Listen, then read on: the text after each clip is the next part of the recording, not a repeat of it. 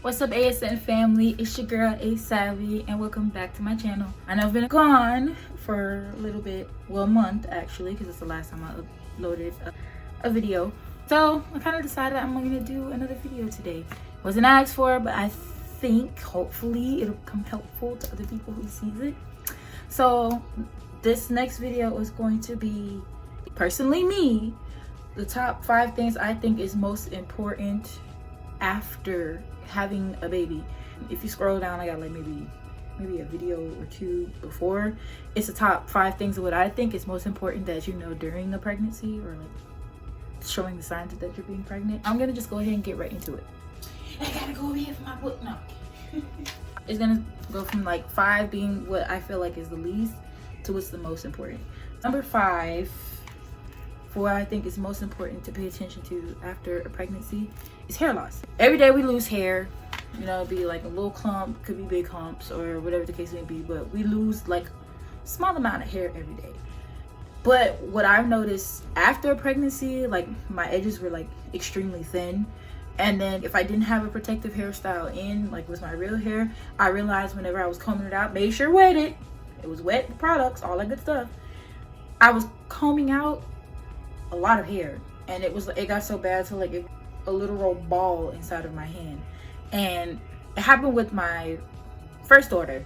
My second one, I didn't really lose that much hair with her. She just thinned my edges again. But my first one, I cried. When I mean I cried, I was so upset because I was like, damn, it really be on kids, right? But if you start to experience, even during your pregnancy, but more so after, you start noticing that your hair is starting to like thin out, yeah, because the kids grow your hair and then they make you lose it. So I was like, I don't understand the correlation that does. Because like for real, that's how you do me? That's how you do me? That's how you do me. Okay. Number 4, your boobs after a baby. The little perky perks that you got, whether they perky, whether they're big, whether they are non-existent, your boobs are definitely going to change. Me, more so, my boobs got big, but they're not as perky as they used to be, only because, and I hate that some people don't tell you this, especially doctors and stuff, your boobs will conform to, I want to say, how much breastfeeding you did and how much breastfeeding you didn't do.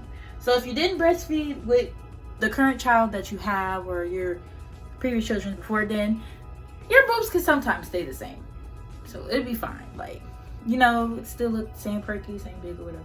But specifically to the moms who have breastfed, I've noticed it, and a couple other moms, probably a whole bunch of moms noticed that breastfeeding, your boobs tend to become different sizes, which is why doctors recommend that, hey, you know, when you breastfeed your kid, make sure you put them on 2 different boobs.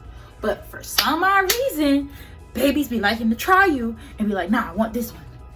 And then your right boob look more fuller than your left boob. Now you shit lopsided. Because like, baby's disrespectful. Like, you spend all that time carrying them and they're just gonna be like, I'm gonna fuck you up. How's that fair?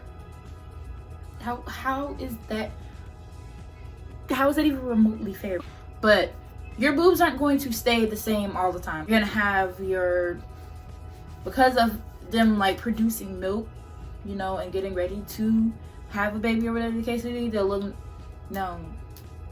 nice and full, but then afterwards they could either go back to like the same size that they were, or they could go up a whole cup size. Because I used to be in the B, I'm in the C. It may not look that way, but I'm in the C. And they kind of like, I wouldn't say they sag, but it doesn't have that much oomph like how we used to. I honestly think it's maybe because of just breastfeeding. That's totally me. I could be wrong.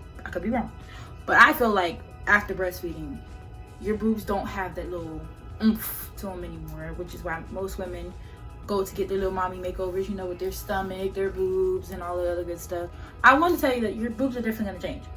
So if you didn't go bra shopping during your pregnancy, or if you did, I highly suggest to wait after you have the baby, because you might not actually go back to the same size.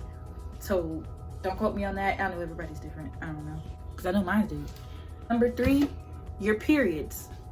When you finally get your periods, if you stop breastfeeding after a certain time, once you get your periods back, expect for your periods to be a lot heavier and your cramps to be a lot stronger. Now, for both of my kids, when my period came back, because I only breastfed with my oldest for 6 months and my youngest for 1, the periods hurt. Like, it ain't no normal type every month type period. Them periods specifically, they really hurt. And I want to say maybe it's because like your body is trying to like get used into the habit of you having periods again. But it ain't gotta hurt like that. It don't gotta hurt like that. And it's so funny because I learned on TikTok just today. Because listen, you learn a lot of stuff on TikTok and it puts you onto a lot of cool stuff. Apparently a woman dilates 1 centimeter during her period so she could pass everything. And I'm just like, so believe it or not, once a month y'all experience what it's like to be in labor, but not full-blown labor, but just labor. So for y'all who be needing heating pads and painkillers and all that good stuff, you're experiencing labor, apparently. I didn't even know it was a thing. I thought maybe it just hurt because, you know, it's just, you know, that's beside the point. Just know that when your period comes back, even if you already are, obviously for the moms who already are moms, you know that it's gonna get a little bit harder when it comes back. But it's only hard for your very first month of you having your period. At least for me. I don't know about everybody else, but at least for me, for the very first month, it hurt. Now, when I do have them, I don't have cramps anymore. My flow's a lot heavier though. So, just, y'all, it's a struggle out here. I don't like that this is a thanks we get for birthing a baby. Like, dang, you couldn't wait till like a whole year before we get our period back. And the only way to do that, or to not have a period, is I gotta breastfeed. Listen, the reason why my youngest only had 1 month on my titty is because she ripped it. She cracked my nipple and it was bleeding. I had to stop because it hurt. Babies put you through some shit, okay? Anyways, number 2. Expect. If it runs in your family, stretch marks and also skin discoloration. For me, it was weird the very first time having a baby because ain't nobody really put me on game what it was like to have a kid. My mom did, but she didn't like, you know, go into like further detail that some of this stuff would be prevalent with some stuff. So hold on, let me see if I can show y'all. So here, for me, stay on my tippy toes. For me, all of this was dark. Once I had the baby and it finally actually shrunk back down to like a smaller size, all of this was dark for like a few weeks. I can't remember how long, but it was like black. Yes. Can you give me some gummies, please? I'll get you some gummies in a minute. Okay. Where is this thing? Oh, my stomach was really dark. And I remember one day getting a white washcloth because I really wanted to see if maybe it just was like actual dirt sitting on top. It really is just your skin. But I remember wanting to, you know, wash myself and see how, y'all, it was so black. I was like, am I dirty? But no, just come to find out, that's just usually because of how big you were versus now that the baby has passed and, you know, placenta has been pushed out and everything. Your body is like trying to snap back, and then all of the other extra goodness and whatever the case may be just was like sitting there. For me, I also did get stretch marks. Like I said in the beginning, stretch marks. So I have stretch marks here. I got stretch marks here. I don't know if you can see them, but I got stretch marks here. I definitely have it on my stomach, which is like one of my biggest insecurities because of how deep it is.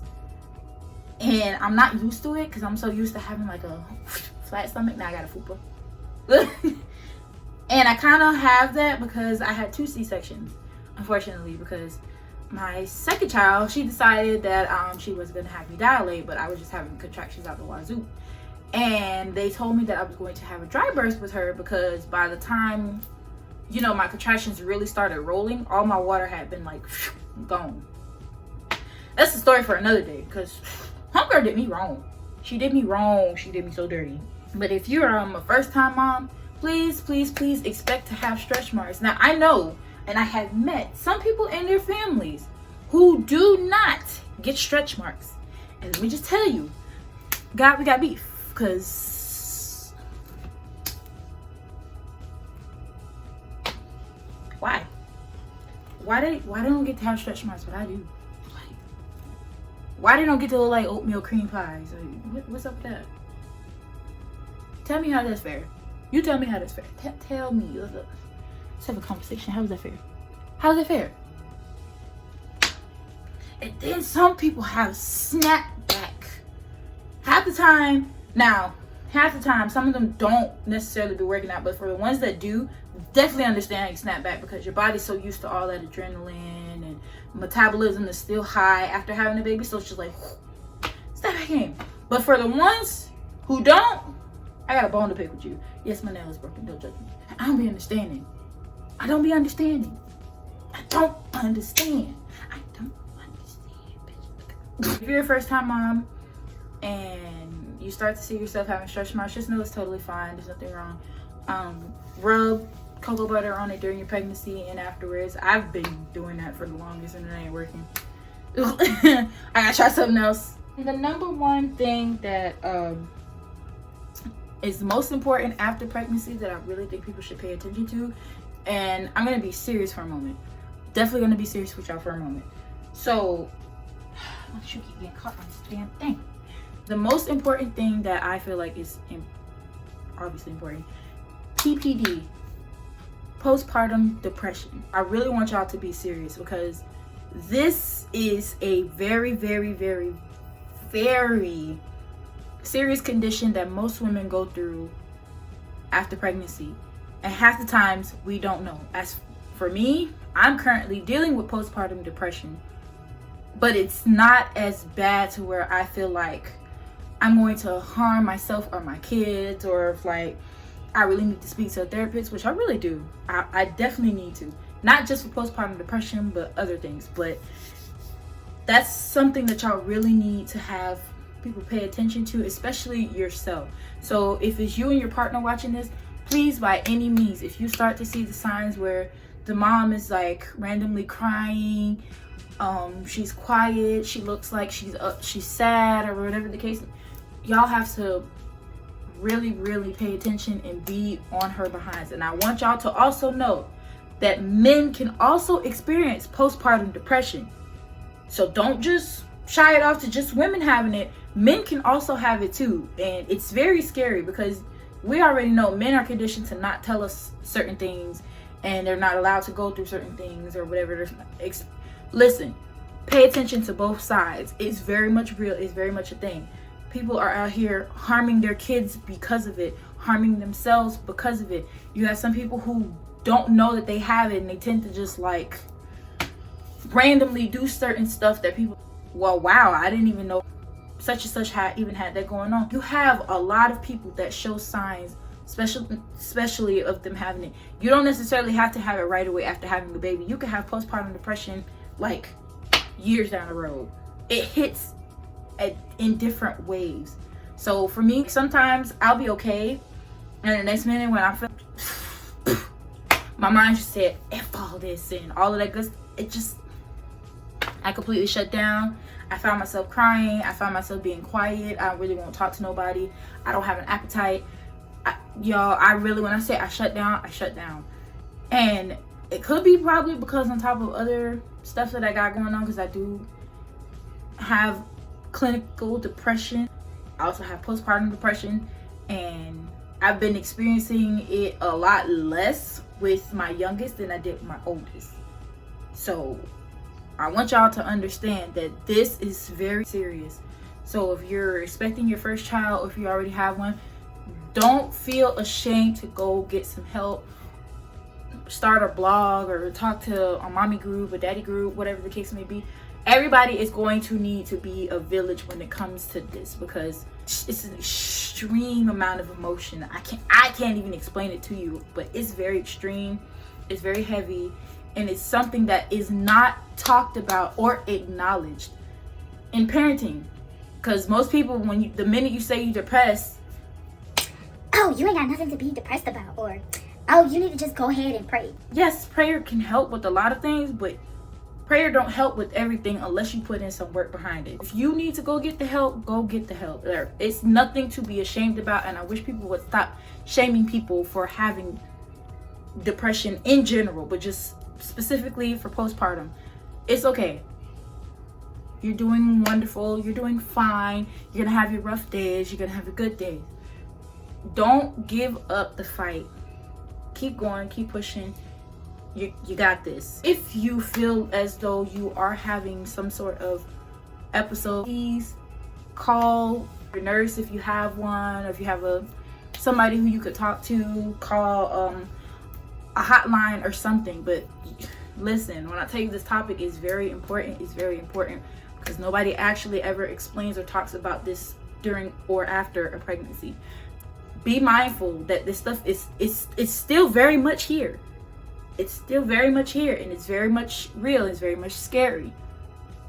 Don't feel ashamed to say that you have postpartum depression or you feel like it's coming on. Get help as soon as you can. It's okay. Nobody's going to judge you. And if you feel like you are, I'm your safe zone. That completes this video for today. Be sure to like, comment, share, and subscribe to my channel.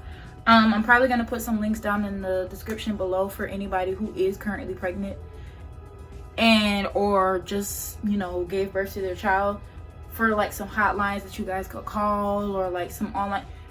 Listen, we're in this together. I'm proud of you. Congratulations on your new bundle of joy, and you guys have a great day. Bye. Them jeans, girl, that thing. She riding on the beat like a bike. She gonna let me